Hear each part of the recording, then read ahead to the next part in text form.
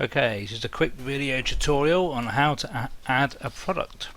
First of all, you need to log into your website. The easiest way of doing that is to go to the address bar, put / at the end of the domain name, and then wp-login.php. When you then hit that, you'll have a login screen. I've got mine ready to go in. I've already sent Ron his login details. So we'll click login, and that will take us through to the dashboard. And when you're through to the dashboard, you'll see on the left hand side here is all the stuff you need to be working with, and we're going to look at the products. So here's where all the WooCommerce is, the e-commerce setup. We hover over products, and up comes products, and here we have add product. So if we click on add product to get ourselves ready, what I then do is go to the Excel spreadsheet where the stuff is all that you sent over, and I will highlight all of the there we go, the description. Right click copy. If I then go back to my products page, here we go, I'm going to call this is the actual pendant 0706.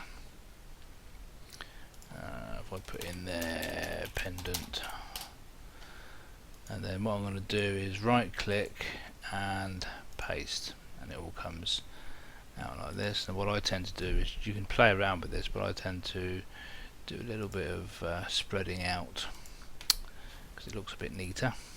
Now what I then do once I've done that is highlight it again and copy it again, and just scroll down the page, and you'll see an area that says product short description.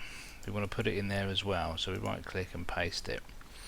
Now what we're going to do is to put in our information, the inventory. The regular price I believe is £7, and this is where if you wanted to, you could put sale price in there, so you could have normal price £20, say sale price 7, and it'll come up with a savings. Don't worry too much about the tax status stuff, you can leave that alone, it doesn't really do anything. Inventory, enable, if I want to manage stock, I'll put in 2 there.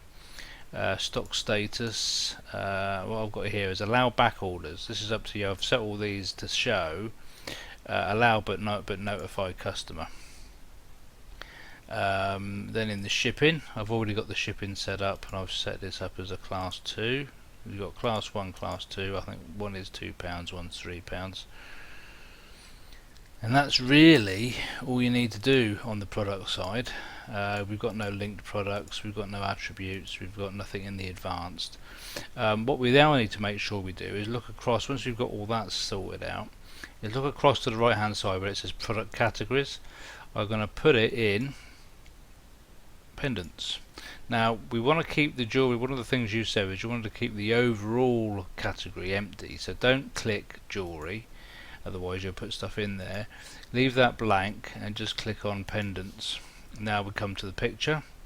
Underneath here it says featured image, so I'm going to click on set featured image. I'm now going to upload the file, so you click upload files. This asks you to select a file from your computer. So this is one of the things this is assuming is that you've already got your images in a folder, you've already edited them to the right size, which is what I've done. I'm now going to go and select an image from my folder on my computer. Okay, so my window's come up, and I'm now going to go to my documents. I've got it in my Dropbox, underneath Dropbox, and then going to navigate to, where are we, here we go, Ron Morris. I'm going to go to pendants, and in the folder under pendants I've got a folder which is already called edited, and there is the B0706. Click on that and open, and it will upload it to the back end of that. Once you've done that, it will appear in your image library. Here it is here, we've got it ticked, and we're now going to set featured image. So don't have to do anything else with this, you just set the featured image and it will now appear, there it is in the box. What we now do is double check we've done the pendant. We now click on publish,